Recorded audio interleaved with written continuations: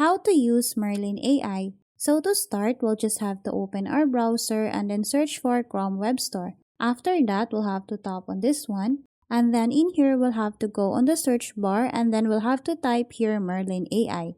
After that, we'll have to tap on search. So in here, as you can see, we have this Merlin AI. What we need to do is to tap on this one.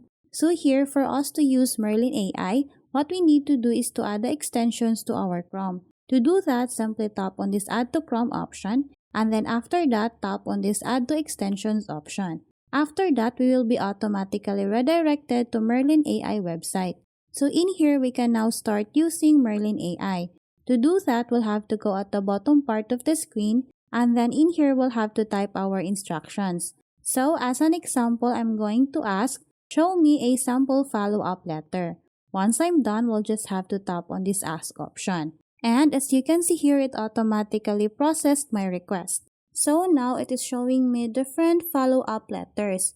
If you want to stop the process of showing samples, all you need to do is to tap on this Stop option. So as you can see here, it automatically showed me different sample letters, from following up a job application, and then to following up after a networking event, and there are other more sample letters here.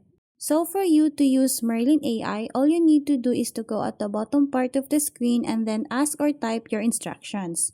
So that's how easy we can use Merlin AI. Thanks for watching, and if you find this video helpful, please don't forget to subscribe, hit the like button and then the notification bell so you won't miss any of our future videos. See you on the next one.